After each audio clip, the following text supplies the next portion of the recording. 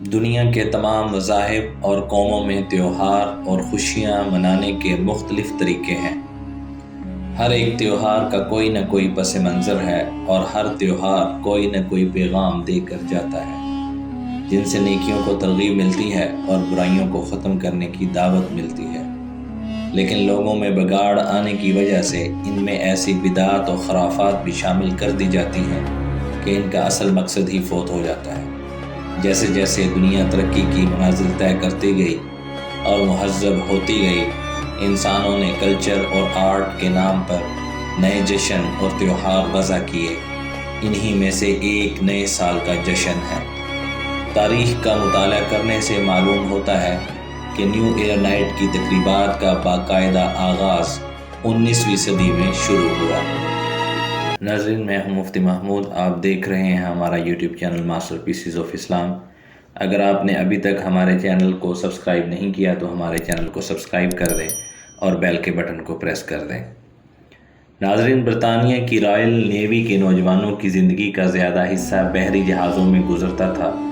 یہ لوگ سمندروں کے تھکا دینے والے سفروں سے بیزار ہو جاتے تو جہازوں کے اندر ہی اپنی دلچسپی کا سامان پیدا کر لیتے، رنگا رنگ تقریبات مناتے، شرابیں پیتے پلاتے، رقص کرتے اور گر پڑ کر سو جاتے، اپنی اور بیوی بچوں کی سالگرہ مناتے، ویکنڈ مناتے، ایسٹر اور کرسمس کا اہتمام کرتے، یہاں تک کہ ایک دوسرے کے کتے بلیوں تک کی سالگرہ منانے لگتے۔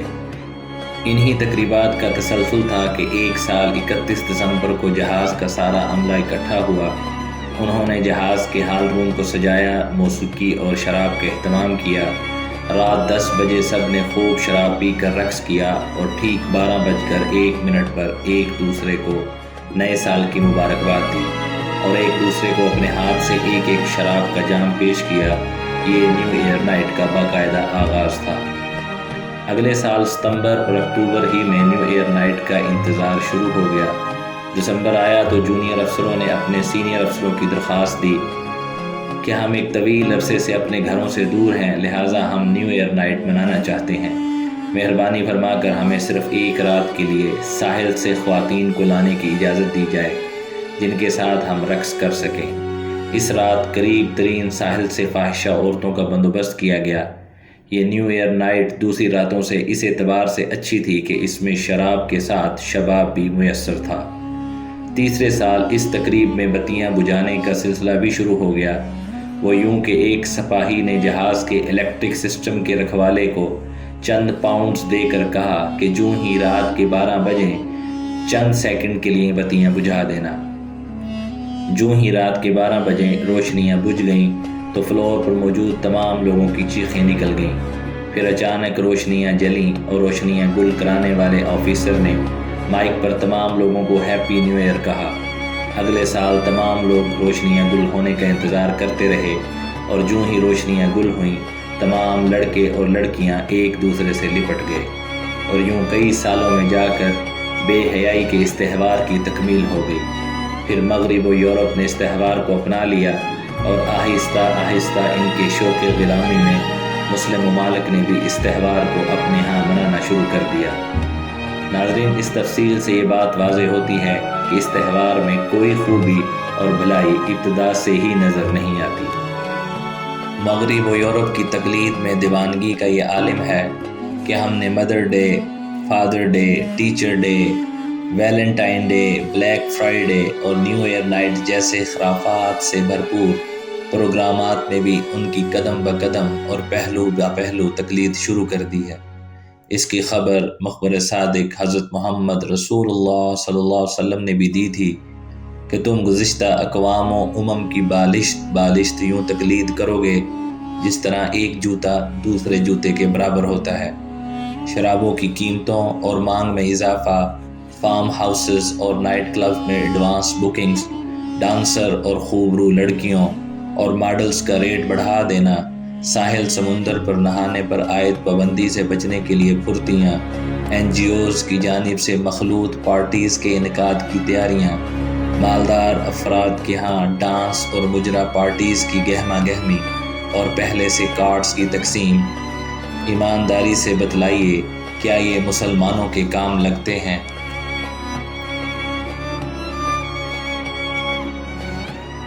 نیو ایئر نائٹ کے موقع پر رقص و سرود، شراب و کباب اور غول غبارے کی محافل، ہوائی فائرنگ، آتش بازی، محفلوں کی ون ویلنگ اور نشے کی حالت میں ڈرائیونگ اور دیگر خرافات شرعاً ناجائز ہونے کے ساتھ ساتھ ایک فلاحی معاشرے کو تباہی کے دہانے پر پہنچانے کی گہری سازش ہے۔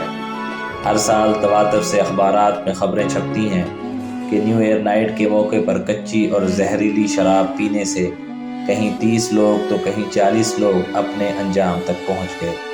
ہوائی فائرنگ اور آتش بازی سے بیسیوں جگہ ناگہانی اموات کی خبریں آتی ہیں۔ ون ویلنگ اور نشہ کی حالت میں ڈرائیونگ بھی خوفناک حادثات کا سبب بنتی ہے، لیکن ان سب کے باوجود بھی ہم بحیثیت قوم اپنے آپ کو برباد کرنے پر تلے ہوئے ہیں۔ نیو ایئر نائٹ کی خرافات ایک طرف اللہ کے قہر کو دعوت دے رہی ہیں تو دوسری طرف معاشرتی اقدار کو تباہی کی جانب لے جا رہی ہیں۔ سال کا اختتام اور نئے سال کی شروعات خوشی و مسرت کا سبب نہیں، بلکہ نفس کا احتساب اور عبرت و نصیحت کا موقع ہے، کیونکہ زندگی کے اوقات میں اضافہ نہیں بلکہ کمی ہو رہی ہے۔ لیکن یہ عجیب بات ہے کہ تمام حقیقتوں کو جاننے کے باوجود نئے سال کا آغاز جشن کی محفلوں کو سجا کر، اخلاق و شرافت کی حدوں کو پامال کر کے اور خود مذہبی بتاتی ہیں کہ کسی بھی کام کے آغاز میں اپنے خالق حقیقی کو یاد کرنا چاہیے۔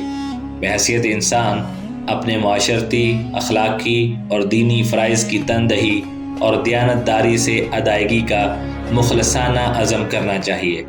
سال نو کی ابتدا میں مالک حقیقی کے سامنے سر مسجود ہو کر ماضی کے گناہوں کی معافی مانگنی چاہیے اور اللہ کی جانب سے دی گئی مہلت کو کام میں لاتے ہوئے اعمال صالحہ کا اہتمام کرنا چاہیے۔